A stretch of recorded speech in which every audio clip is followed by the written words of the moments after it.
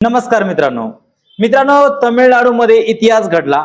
विजय थलापती या दक्षिण सुपरस्टार अभिनेत्याने सीएम पदाची शपथ घेतली आणि या शपथ घेतल्याबरोबरच जे राजकारणामधील दिग्गज नेते होते त्यांना एकच झटका बसला की एक अभिनेता एवढा मोठा यश कसा मिळवू शकतो आणि डायरेक्ट सीएम पदापर्यंत कसा जाऊ शकतो। आणि लोकांना सुद्धा या अभिनेत्याकडून एकच अपेक्षा झाली ती म्हणजे नायक पिक्चर मधला अनिल कपूर सारखा यांनी काम करायला पाहिजे। मित्रांनो, राजकारणामध्ये कधी काय होईल ना काहीच भरोसा नसतो। गेल्या अनेक वर्षापासून राजकारणी लोकांचे चेहरे बघत आलेले आहेत आणि ते चेहरे बघून बघून जवळपास बोर झाले आणि नवीन काहीतरी बदल राजकारणामध्ये असायला पाहिजे, नवीन काहीतरी बदल राज्यामध्ये घडायला पाहिजे आणि जेणेकरून लोकांची अपेक्षा पूर्ण झाल्या पाहिजे। याच दृष्टिकोनातून गेल्या अनेक वर्षापासून आपण बघत आलो आहे, एकतर काँग्रेसची सत्ता असते राज्यांमध्ये नाहीतर बीजेपीची सत्ता असते, पण बदल काही दिसला नाही। तेच ते राजकारण होत आहे, तेच धर्मावरून वादविवाद निर्माण करणे, जातीवरून वादविवाद निर्माण करणे आणि जे मूलभूत गोष्टी, जे मूलभूत गरजा आहेत, ज्या लोकांच्या अपेक्षा आहेत, ते अपेक्षा व्यतिरिक्त इतर गोष्टी भरपूर चालतात आणि यामध्ये कुठेतरी लोकांनी अपेक्षा पकडली की बाबा हे व्यक्ती काहीतरी बदल करू शकतो, है ना। आता कसं आहे राजकारणामध्ये आतापर्यंत आपण बघत आलो आहे, सगळीकडे बीजेपीची सत्ता, एकतर काँग्रेसची सत्ता, गेल्या अनेक वर्षानुवर्षात तेच चाललं आहे। वाद, जातीवरून वाद निर्माण होतोय, धर्मावरून वाद निर्माण होतोय, पण ज्या लोकांच्या मूलभूत गरजा आहेत, सर्वात इम्पॉर्टंट शिक्षण, या शिक्षण क्षेत्रामध्ये अजून कुठल्याही प्रकारचा बदल झालेला दिसला नाही। महागाई कोणत्याही टप्प्यात कमी झालेल्या नाहीत, लोकांच्या ज्या बेसिक गरजा आहेत त्या काही पूर्ण झालेल्या नाहीत। जीएसटी म्हणा, टॅक्स म्हणा, याच्यावरती लोक प्रचंड नाराज आहेत, पण हे नवीन चेहरा लोकांना भेटत नाहीये की हा माणूस काहीतरी बदल करू शकतो। आणि हेच झालं, तमिळनाडूच्या लोकांनी अपेक्षा केल्या ते म्हणजे विजय थलापती यांच्याकडून। पहिले काम म्हणजे विजय थलापतीने एक काम चांगलं केलं ते म्हणजे कुठल्याही पक्षात प्रवेश न करता स्वतःचा असा स्वतंत्र पक्ष काढलं आणि पक्ष काढल्यानंतर त्या पक्षाला विजय पण मिळवून दिला आणि शेवटी सीएम पदाची शपथ सुद्धा घेतली। आता लोकांच्या अपेक्षा ऑब्विसली वाढणार आणि लोकांनी बीजेपीला नाकारून, लोकांनी काँग्रेसला नाकारून, जे वर्षानुवर्ष सत्तेत असलेल्या पक्षांना नाकारून एक नवीन चेहऱ्याला संधी दिली की जेणेकरून त्या व्यक्तीने सुद्धा आमचं काम करायला पाहिजे। हे भारतामध्ये सुद्धा असंच झालेलं आहे। गेल्या अनेक वर्षापासून भारतामध्ये बीजेपीची सत्ता आहे, पण भारताला नवीन आकार देण्यासाठी, भारताचा नव्या पद्धतीने विकास करण्यासाठी, भारताच्या लोकांच्या बेसिक गरजा समजून घेण्यासाठी एखादा नवीन चेहरा समोर येत नाहीये, म्हणून मजबूरन लोकांना ज्यांना वोट नाही करायचं त्यांनाच करतायत। आपण जे बोलतोय ना मित्रांनो, खरं बोलतोय। तुम्ही आम्ही काय सर्व सारखेच आहोत। सर्वसामान्यांना काय पाहिजे?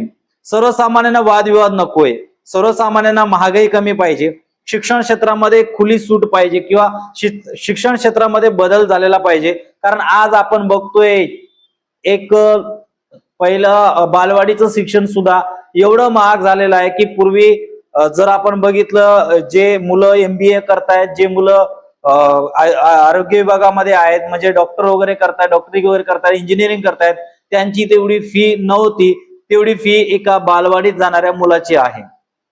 चांगलं शिक्षण म्हटलं तर पैसा चांगला पाहिजे आणि यामध्ये काय होतंय, जे टॅलेंट मुलं आहेत ते कुठेतरी मागे पडताना आपल्याला दिसतंय आणि जर टॅलेंट मुलं मागे पडत राहिले तर देशाचा विकास कोण करणार आहेत? जे जेमतेम पास झालेले विद्यार्थी तेच करणार ना।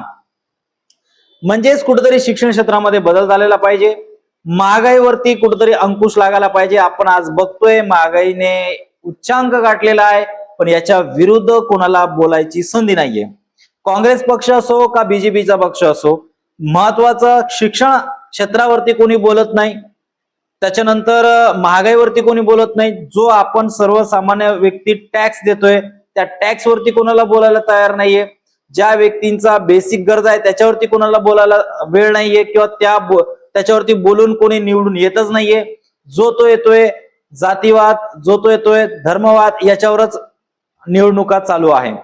पण लोकांच्या मनात सुद्धा भावना निर्माण झालेल्या आहेत की या कुठेतरी बंद झाल्या पाहिजे.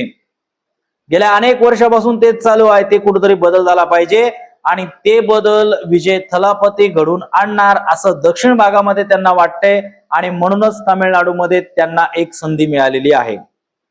आणि जर लोकांच्या अपेक्षा त्या व्यक्तीने पूर्ण केल्या तर नक्कीच भारतामध्ये इतिहास घडू शकतो.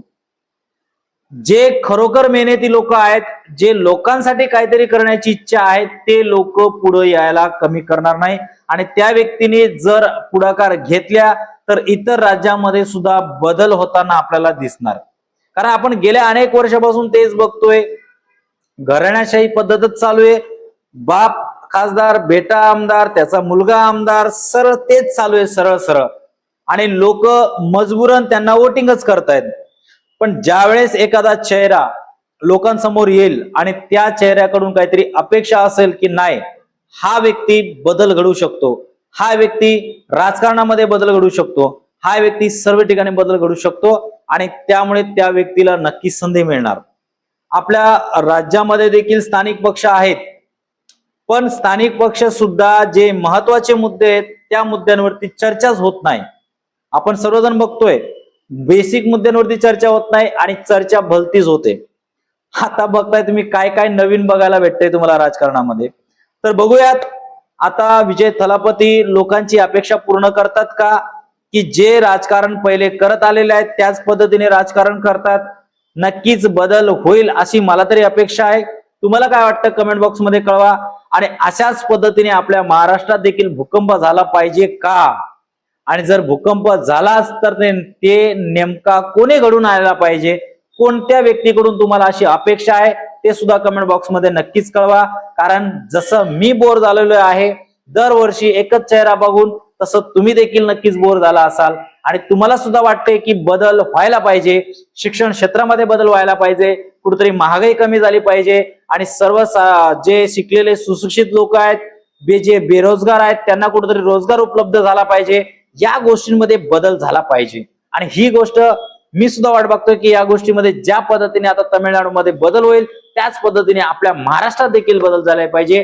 तर बघूया नेमका काय होतं ते आणि तुम्हाला काय वाटतं कमेंट बॉक्स मध्ये नक्कीच करा आणि व्हिडिओ आवडल्यास लाईक सबस्क्राईब करून नक्कीच आपल्या मित्रांमध्ये शेअर करा. जय हिंद, पुढच्या व्हिडिओमध्ये भेटूया.